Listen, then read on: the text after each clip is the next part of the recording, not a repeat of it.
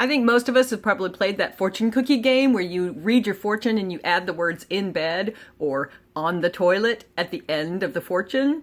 You can actually add the word yet at the end of a negative statement and turn it into something that doesn't keep you stuck. So if you add the word yet to a phrase that has a negative connotation, you can actually turn it into a positive. For instance, the phrase, I'm not good with money, can become, I'm not good with money yet. And I don't know who I am without him becomes, I don't know who I am without him yet. And no one's ever done it this way becomes, no one's ever done it this way yet. And I don't have any good ideas becomes, I don't have any good ideas yet. I don't know how to build a YouTube channel becomes, I don't know how to build a YouTube channel yet. There's so much room for growth by adding a single word. Before adding that word, your life is tiny and you are stuck. But you add that word, it almost acts like a magical unsticking potion. So think about the things that you normally say, I can't do blah blah, and fill in the end of the sentence with the word yet. I can't snow ski yet. I can't paint with watercolors yet. I can't play the piano yet. Unless someone's throwing dirt on your face and you're in the ground, you are not dead yet.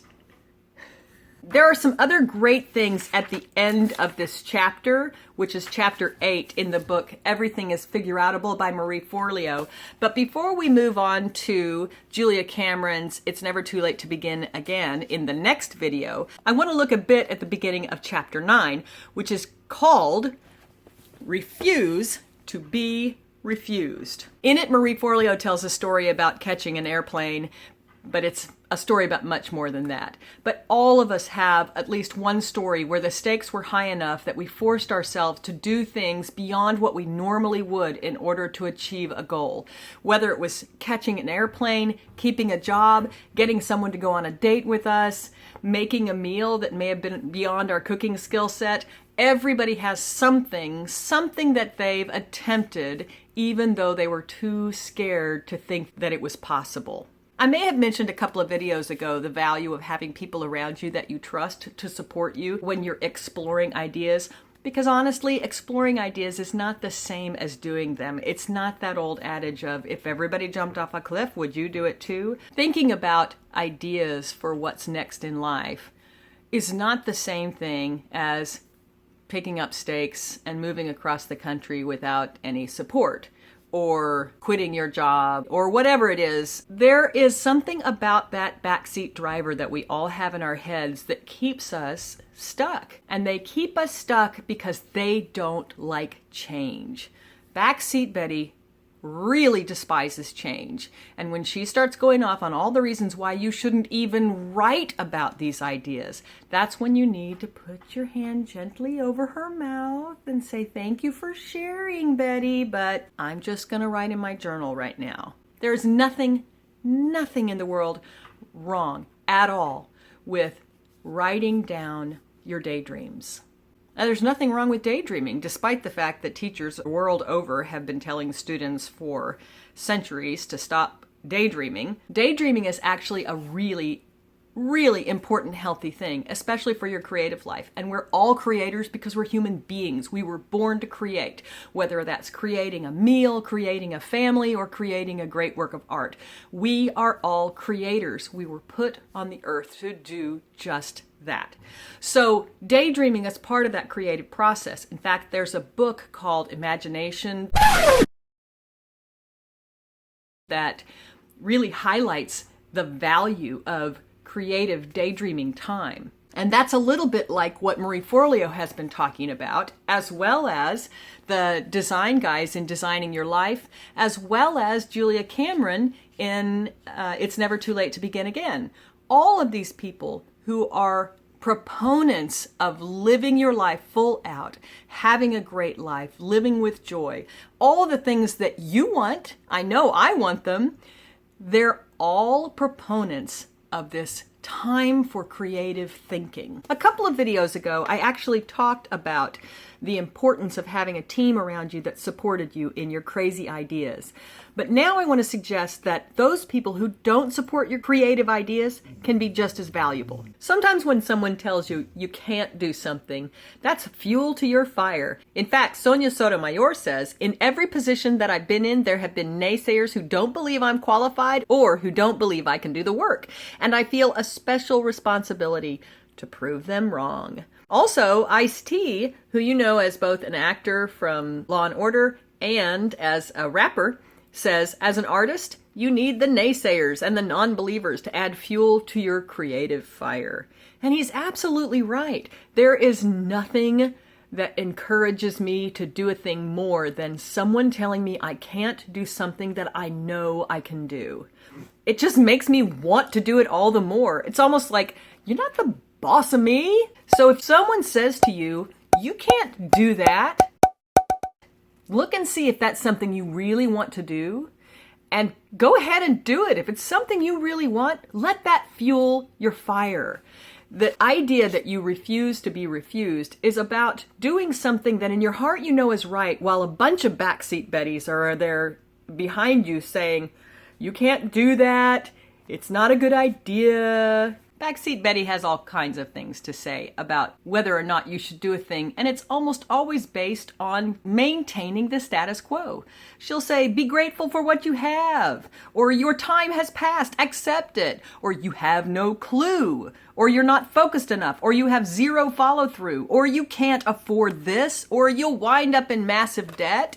She is busy coming up with reasons to keep things the way they are. But what Backseat Betty doesn't realize is things never stay the same. Not being willing to make a change, that is also a choice.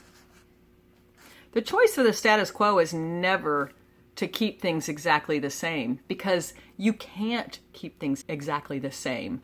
You are always going to be faced with change. The thing is, are you in the driver's seat, or is that gal in the back seat in your driver's seat? If you don't feel like you're running your own life, it's almost always because there's a voice in your head running your life that has been fed by all of the voices you've ever heard all of your life that say things to you that make you think that you're not capable of doing the things that you want to do. And I'm here to tell you, you're not capable. Yet.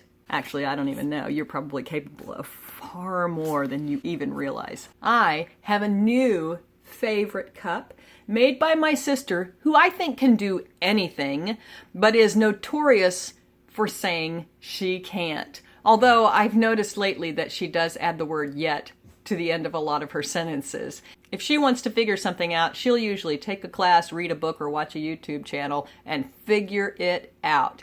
And that's inspiring to me. So I want to say to all of you, resources are out there. I'm one, but there are millions of others. Look to your resources. If you feel stuck, there is absolutely a resource for you out there to unstick you. If Backseat Betty is in your head telling you you can't do a thing, tell her thank you for sharing and let her go her own way. She can talk all she wants, but you don't have to listen. And find yourself a person, a couple of people, a group of people. Find yourself that supportive group that will not put down the idea that comes out of your mouth before you've done anything at all about it. Most of the time, if you can think through an idea, if it's not workable and it's not right for you, you'll figure it out if you're given the opportunity to think on it, write about it, talk about it. But if you don't even give yourself the opportunity to sit and daydream, there's no way you're ever going to do a thing. As I have heard before, can't, never could, and won't, never will. And as my husband likes to say, you don't ask, you don't get. Thank you so much for watching. I am still really enjoying doing this. This is my 25th study of one video.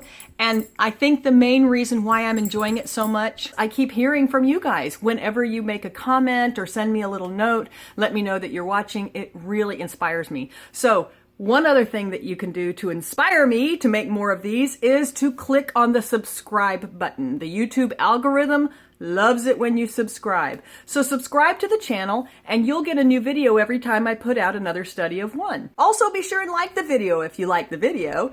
And if you don't have to do anything. Okay, thanks a lot for watching. And I'll see you in the next video with a bit of Julia Cameron's It's Never Too Late to Begin Again. Bye!